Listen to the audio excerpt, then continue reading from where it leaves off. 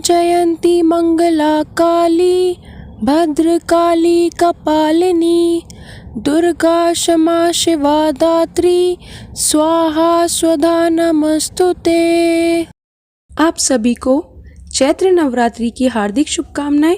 माँ भगवती आप और आपके परिवार की सदा रक्षा करें।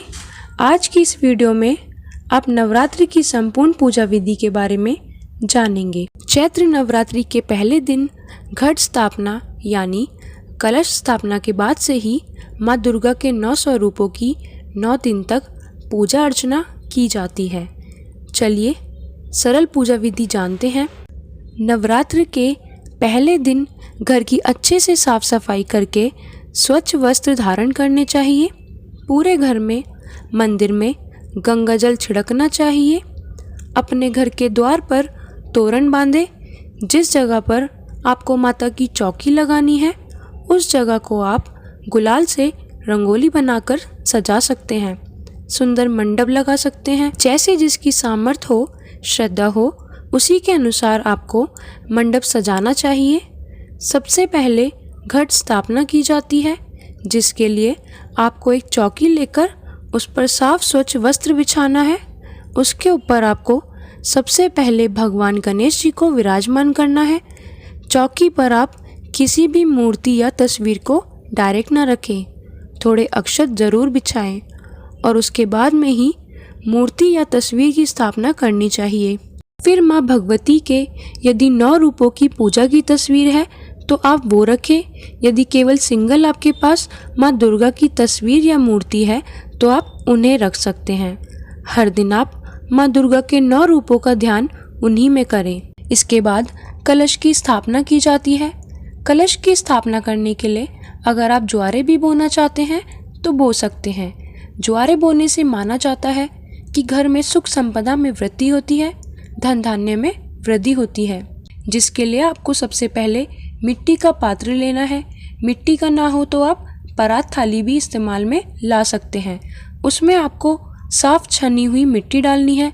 फिर उसमें आप भिगोए हुए ज्वारे डालें। ज्वारे डालने के बाद ऊपर से मिट्टी बिछाएं। फिर उसमें थोड़ा थोड़ा जल का छींटा लगाएं। फिर उसके ऊपर आप कलश की स्थापना करें। कलश मिट्टी का हो तो बहुत शुभ रहेगा। किसी भी पूजा पाठ में यदि मिट्टी के दीपक, मिट्टी के कलश का प्रयोग किया जाए तो बहुत शुभ माना जाता है। हमारे हिंदू धर्म में मिट्टी को बहुत शुभ मानते हैं, इसलिए कोशिश करनी चाहिए कि मिट्टी के बर्तनों का प्रयोग ज़्यादा से ज़्यादा किया जाए। अब आप कलश की स्थापना करने के लिए कलश लें। अगर आपने मिट्टी का लिया है तो आप उसे कुछ घंटों के लिए भिगो दें। कलश स्थापना करने से पहले कलश के मुंह पर मौली या कलावा बांधें और फिर उसमें आप गंगा जल और सादा जल मिलाकर भरें। माँ दुर्गा का ध्यान करें, माँ गंगा का ध्यान करें और सभी नवग्रहों का ध्यान करें। मन ही मन ओम दुर्गाय नमः मंत्र का जाप करते रहें। फिर जल के अंदर आपको एक सिक्का, हल्दी की एक गांठ, 2 सुपारी, एक लौंग का जोड़ा डालना है। कुछ लोग कमल गट्टे भी डालते हैं। माँ को इत्र बहुत प्रिय है तो इस जल में आप इत्र भी डाल सकते हैं। अब कलश को आप जिस पात्र में आपने जौ बोए हैं उसके ऊपर रख देना है। और अगर कलश को अलग से स्थापित करना है तो उसके नीचे आप अष्टदल कमल अक्षत से बना सकते हैं। नीचे पुष्प रख सकते हैं। कलश को रखने के बाद कलश के ऊपर आपको आम या अशोक के 5 या 7 पत्ते रखने हैं।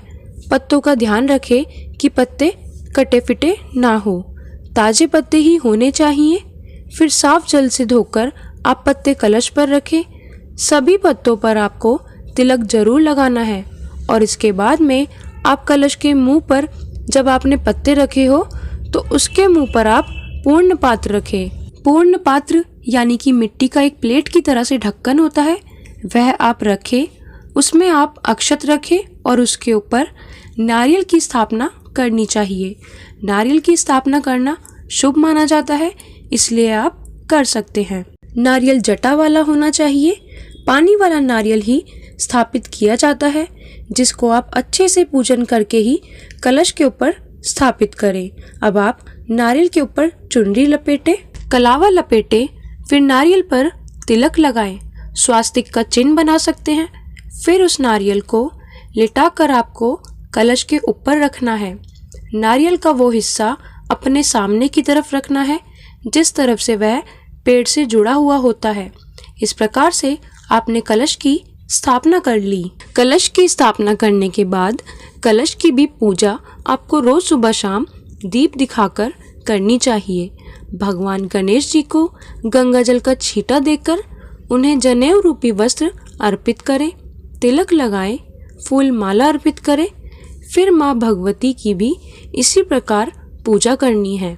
माँ भगवती को स्नान कराएं, माँ को लहंगा चुनरी अर्पित करें, माँ को सिंदूर का तिलक लगाएं, माँ को सिंदूर अर्पित करें, रौली मौली कलावा अर्पित करें। फिर आपके पास जो भी फूलों की माला है वह माँ को अर्पित करें। लाल फूलों की माला माँ को बहुत प्रिय है, तो पूजा में हर दिन आपको लाल फूलों का प्रयोग ज़रूर करना चाहिए। इसके अलावा जो भी फूल आपको मिल जाए उनका भी आप प्रयोग कर सकते हैं। धूप दीप जलाकर मंत्रों का जाप करते हुए आपको सबसे पहले माँ दुर्गा को प्रणाम करना है। फिर अपने कुल की देवी या देवता उनको प्रणाम करना है। फिर माँ शैलपुत्री की पूजा सबसे पहले दिन की जाती है, इसलिए माँ शैलपुत्री का ध्यान करें। माँ शैलपुत्री के पूजन मंत्रों का जाप करें। नवरात्रि के पूरे 9 दिन तक जिन मंत्रों का जाप हर दिन किया जाता है, जो स्तुति प्रार्थना की जाती है, उसकी वीडियो अलग से हमारे चैनल पर आपको हर दिन मिलती रहेगी। आप ज़रूर देखिएगा। नवरात्रि के पहले दिन ही आपको पूजा या व्रत का संकल्प भी लेना होता है। तो जब आप दीप जलाएं उस समय अपने हाथ में जल फूल अक्षत रखकर जिस प्रकार के भी व्रत आप रखना चाहते हो, पूरे रखना चाहते हो तो पूरे व्रत का, पहला और आखिरी रखना चाहते हो तो उनका आप संकल्प लें। जिस भी तरह का फलाहार आप करना चाहते हैं आप उस प्रकार का संकल्प पहले दिन जरूर लें। हर दिन आपको जिस भी माता के रूप की पूजा करनी है उनका नाम लेते हुए, उनका ध्यान करते हुए भी आपको हर दिन के व्रत का संकल्प लेना चाहिए। संकल्पित व्रत के द्वारा मनोकामना शीघ्र पूर्ण हो जाती है। जैसी आपकी श्रद्धा हो, सामर्थ्य हो, जैसा आपका बजट हो, उसी के अनुसार आपको पूजा सामग्री का प्रयोग करना चाहिए। व्रत की कथा पढ़े, सुने, श्री दुर्गा सप्तशती का पाठ करें, श्री दुर्गा चालीसा का पाठ करें और सबसे अंत में कपूर जलाकर आरती करें। माँ की पूजा में सुबह और शाम दोनों ही समय कपूर जलाकर आरती करना शुभ माना जाता है। ऐसा करने से घर की नेगेटिविटी दूर हो जाती है। परिवार में यदि बहुत ज़्यादा परेशानियां हो तो परेशानियां भी दूर हो जाती हैं। अब आप आरती करें। आरती करने के बाद आपको माता रानी को भोग लगाना है। भोग सबसे अंत में लगाया जाता है। हर दिन के अनुसार आप चाहे तो भोग लगा सकते हैं, नहीं तो सुबह और शाम आप माँ को लौंग बताशे का भी भोग लगा सकते हैं। पान माँ को बहुत प्रिय होते हैं, तो कोशिश करें कि आप जो भी भोग लगाएं उसे पान के पत्ते पर रखकर माँ को अर्पित करें। दीप जलाते समय एक बात आपको ध्यान रखना है, अगर आप साधारण दीप जलाते हैं, नॉर्मल सुबह और शाम थोड़ी देर तक जलने वाला दीप जलाते हैं, तो उसे भी आप अक्षत के ऊपर ही रखें।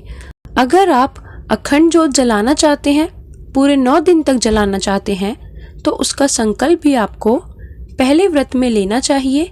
फिर बहुत सावधानी के साथ अखंड जोत का आपको ध्यान रखना होता है ताकि वह अखंड जोत बीच में बुझे ना। अखंड जोत कुछ लोग पूरे 9 दिन तक जलाते हैं, कुछ लोगों के साथ समस्या होती है, पूरे 9 दिन तक नहीं जला पाते, तो ऐसे में आप 24 घंटे अखंड जोत जलाने का भी संकल्प ले सकते हैं। 24 घंटे पूरे होने के बाद आप इसमें तेल या घी ना डालें, अपने आप ही बाती को शांत होने दें।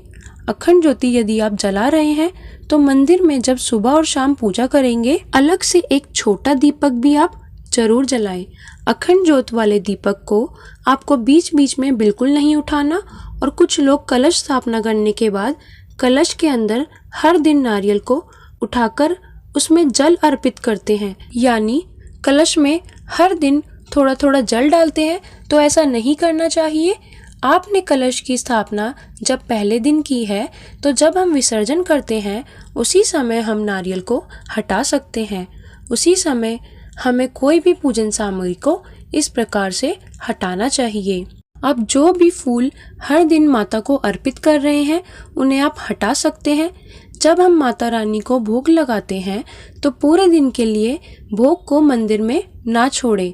भोग जब आप लगाते हैं तो जब पूजा समाप्त हो जाए तो उसके कुछ ही देर में यानी कुछ मिनटों के अंदर ही आपको उस भोग को हटाकर प्रसाद रूप में सभी लोगों को बांट देना चाहिए।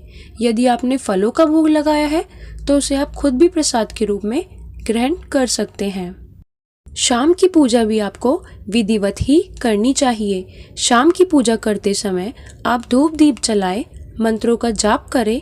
यदि समय हो तो व्रत की कथा सुने या पढ़ें, दुर्गा चालीसा का पाठ करें, कपूर जलाकर आरती करें और माँ को भोग जरूर लगाएं। जो भी फलाहार है आप उसका भोग पहले माता रानी को अर्पित करें और उसके बाद ही आपको उसे प्रसाद के रूप में ग्रहण करना चाहिए। आप फल या दूध से बनी मिठाइयों का भी भोग या मिश्री का भोग आप हर दिन माता रानी को अर्पित कर सकते हैं। सबसे अंत में क्षमा याचना करना ना भूलें ताकि दिन भर रखे गए उपवास में पूजा पाठ में आपसे कोई भी भूल चूक हुई हो तो उसके लिए माता रानी आपको क्षमा कर सके। नवरात्रि के पूरे 9 दिन तक जिस जगह पर आपने चौकी सजाई है उस जगह की पवित्रता का ध्यान आपको रखना होता है। पीरियड्स की अवस्था में ना तो पूजन सामग्री को छूना चाहिए ना ही उस जगह पर जाना चाहिए। हर दिन पूजा घर में गंगा जल का छिड़काव जरूर करें। पूरे 9 दिन तक लहसुन प्याज का परहेज करना चाहिए।